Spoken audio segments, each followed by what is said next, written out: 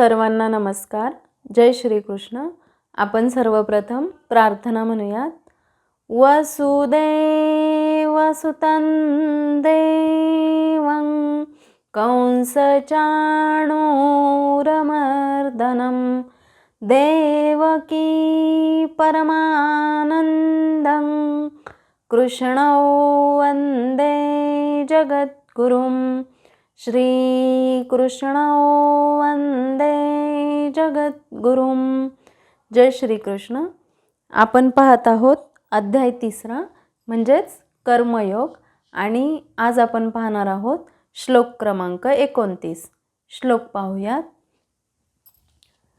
प्रकृतेर्गुणसम्मूढास् सज्जन्ते गुणकर्मसु तान् कृत्स्नविदो मंदान् कृत्स्नविन्न विचालयेत् कृत्स्नविन्न विचालयेत्. श्लोकाचा अर्थ पाहूयात.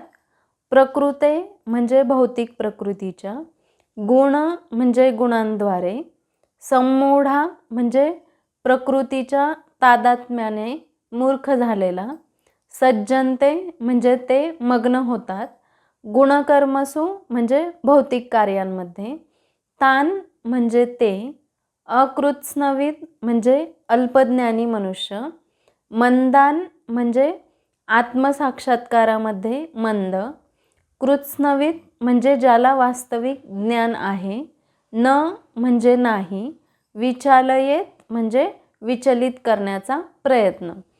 आणि या श्लोकाचा संपूर्ण अर्थ असा आहे. भौतिक प्रकृतीच्या गुणांनी मोहित झाल्यामुळे अज्ञानी लोक भौतिक कर्मात पूर्णपणे मग्न होतात आणि आसक्त होतात. पण असे कर्म करणाऱ्यांकडे ज्ञानाचा अभाव असल्यामुळे त्यांचे कर्म जरी कनिष्ठ असले तरी ज्ञानीजनांनी त्यांना विचलित करू नये. आता आपण हा श्लोक थोडा समजून घेऊयात. आधीच्या 28व्या श्लोकात भगवंतांनी सांगितले की परमसत्याचे ज्ञान असणारा इंद्रियांमध्ये किंवा इंद्रिय तृप्तीमध्ये रममान होत नाही, कारण तो भक्तिपूर्ण कर्मे आणि सकाम कर्मे यातील भेद उत्तम प्रकारे जाणतो. या श्लोकात भगवंत सांगतात की प्रकृतीच्या गुणांनी अत्यंत मोहित झालेली माणसे गुणात आणि कर्मात आसक्त होतात. पण असे कर्म करणाऱ्यांकडे ज्ञानाचा अभाव असल्यामुळे त्यांचे कर्म जरी कनिष्ठ असले तरी ज्ञानी व्यक्तीने त्यांचा बुद्धिभेद करू नये. अज्ञानी व्यक्ती स्थूल भौतिक भावनेशी आपले मिथ्या तादात्म्य करतात आणि ते भौतिक उपाधींनी पूर्णपणे ग्रासलेले असतात. हे भौतिक शरीर म्हणजे प्रकृतीची एक देणगीच आहे आणि जी शारीरिक चेतनेमध्ये अत्यंत आसक्त आहे त्याला मंद किंवा आत्मज्ञान नसणारा मूढ व्यक्ती असे म्हटले जाते. जे अज्ञानी आहेत ते शरीरालाच आत्मा समजतात व इतरांशी नातलग म्हणून संबंध ठेवतात. ज्या भूमीत त्यांना शरीर प्राप्त होते त्या भूमीलाच ते पूजनीय मानतात आणि धार्मिक कर्मकांडांच्या विधींनाच सर्व काही मानतात. या श्लोकात कृत्स्नविद आणि अकृत्स्नविद असे 2 शब्द आलेले आहेत. कृत्स्नविद म्हणजे ज्याने संपूर्ण ज्ञान प्राप्त केले असा ज्ञानी पुरुष आणि अकृत्स्नविद म्हणजे ज्यांना संपूर्ण ज्ञान नाही असे किंवा ज्यांना अपूर्ण ज्ञान आहे आणि जे अजूनही कर्माच्या फळात आसक्त असल्यामुळे मंदगतीचे आहेत. ज्यांना संपूर्ण ज्ञान नाही अशा लोकांची कर्म करण्याचीच योग्यता असते. त्यांच्याकडून कर्माची शिडी काढून घेतली तर ते ज्ञानापर्यंत पोहोचू शकणार नाहीत, कारण कर्मातूनच ज्ञानमार्ग प्रशस्त होतो. त्यामुळे भगवंत म्हणतात, कृत्स्नविद मनुष्याने अकृत्स्नविद मनुष्याला ज्ञानाची महती सांगू नये, कारण कर्माच्या पायऱ्या चढूनच मनुष्य ज्ञानाच्या अत्युच्च अवस्थेपर्यंत पोहोचू शकतो. ज्याची जशी योग्यता असेल त्याप्रमाणे त्या मार्गावर चालण्यासाठी त्याला प्रेरित करावे. ज्ञानी व्यक्तीने अल्पज्ञानी लोकांच्या कल्याणकारी कर्मामध्ये लगेच अडथळा आणू नये. जर त्यांना तुमचे कर्म आणि त्याचे फळ निरर्थक आहे असे सांगितले तर ते निष्क्रिय होतील, ज्यामुळे समाजात अधर्म आणि अव्यवस्था पसरेल. म्हणून भगवंत अर्जुनाला म्हणतात की युद्ध तुझ्या समोर आहे आणि तू घाबरत आहेस. तुझ्या मनात युद्धाच्या परिणामांची भीती आहे. ते परिणाम तू माझ्यावर सोपवून दे. सर्व चिंता सोडून तू फक्त तुझे कार्य कर, तेव्हाच हे युद्ध देखील तुझ्यासाठी आनंददायी होईल. कारण हे युद्ध अर्जुनासाठी नव्हते, तर भगवंतांना दुर्योधन, दुःशासन यासारख्या आततायींपासून सृष्टीला व प्रजेला मुक्त करायचे होते. आपल्या मनात देखील असेच युद्ध रात्रंदिवस चालू असते. एखाद्या गोष्टीच्या परिणामांचा व्यर्थ विचार व चिंता करत राहतो. त्यामुळे परिणामांची चिंता न करता आपले कर्तव्य कर्म करत राहणे हेच खरे कर्मयोगाचे पालन आहे. थोडक्यात या श्लोकाचा सारांश असा आहे, ज्ञानी व्यक्तीने स्वतः अनासक्त राहून कार्य करत राहावे, जेणेकरून अल्पज्ञानी लोक त्याला पाहून आपले कर्तव्य कर्म उत्साहाने करत राहतील आणि हळूहळू योग्य मार्गाकडे वळतील. हा श्लोक लोकसंग्रह म्हणजेच सामाजिक व्यवस्था राखण्यासाठी ज्ञानी व्यक्तीच्या आचरणाचे महत्त्व अधोरेखित करतो.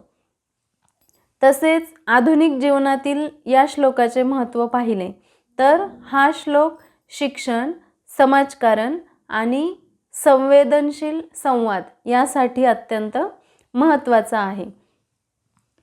वेगवेगळ्या श्रद्धा आणि कार्यप्रणाली असलेल्या समाजात एका ज्ञानी किंवा अनुभवी व्यक्तीने दुसऱ्याच्या प्रयत्नांना लगेच निरुपयोगी ठरवून त्यांना विचलित करू नये. एखाद्याचा हेतू चांगला असेल पण तो अपूर्ण ज्ञानाने कार्य करत असेल तर त्याला एकदम टीका करून थांबवण्याऐवजी स्वतःचे उत्कृष्ट उदाहरण देऊन हळूवारपणे योग्य दिशा दाखवावी, हीच खरी सामाजिक सहिष्णुता आहे. तसेच शिक्षण आणि विकास या दृष्टीने पाहिले तर शिकवताना किंवा मार्गदर्शन करताना शिक्षकाने विद्यार्थ्याला त्याच्या सध्याच्या क्षमता स्तरावरून मार्गदर्शन केले पाहिजे. एखाद्या व्यक्तीला लगेच उच्च ध्येय स्वीकारायला लावण्याऐवजी त्याला त्याच्या सध्याच्या कर्मात म्हणजेच व्यवसाय किंवा नोकरी असेल त्यामध्ये उत्कृष्टता कशी मिळवायची हे शिकवावे. हे केल्यास तो कर्म करत राहतो आणि हळूहळू त्यातील आसक्तीही कमी करत जातो, ज्यामुळे तो ज्ञानयोगापर्यंत पोहोचतो. तसेच संघर्ष टाळणे यासाठीही हा श्लोक अत्यंत मार्गदर्शक आहे. कार्यालयात किंवा एखाद्या संस्थेत एक अत्यंत ज्ञानी किंवा अनुभवी कर्मचारी नवीन किंवा कमी अनुभवी कर्मचाऱ्याच्या कामाला लगेच कमी महत्त्वाचे किंवा चुकीचे ठरवू शकत नाही. ज्ञानी व्यक्तीने त्यांच्या कामाची गरज ओळखून त्यांना प्रोत्साहित करत स्वतः आपले कर्म शांतपणे आणि अनासक्तपणे करत राहावे, ज्यामुळे अज्ञानी किंवा कमी अनुभवी व्यक्तींनाही त्यातून शिकण्यासारख्या अनेक गोष्टी मिळून जातात. थोडक्यात हा श्लोक ज्ञानाचा उपयोग लोकांना त्रास देण्यासाठी नव्हे तर त्यांना योग्य मार्गावर आणण्यासाठी कसा करावा याचे मार्गदर्शन करतो.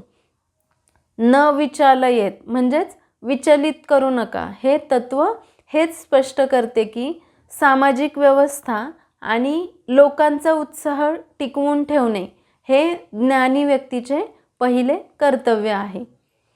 अशा प्रकारे आपण 3ऱ्या अध्यायातील 29वा श्लोक समजून घेतला आहे. आता आपण समापन प्रार्थना म्हणूयात. योगेशं सच्चिदानन्दं वासुदेवं व्रजप्रियं धर्मसंस्थापकं वीरं कृष्णं वन्दे जगद्गुरुं. श्रीकृष्णं वन्दे जगद्गुरुं. श्रीकृष्णार्पणमस्तु. जय श्रीकृष्ण. व्हिडिओ आवडला असेल तर लाईक करा, शेअर करा आणि अध्यात्म वाटिका या चॅनलला सबस्क्राईब करा. धन्यवाद.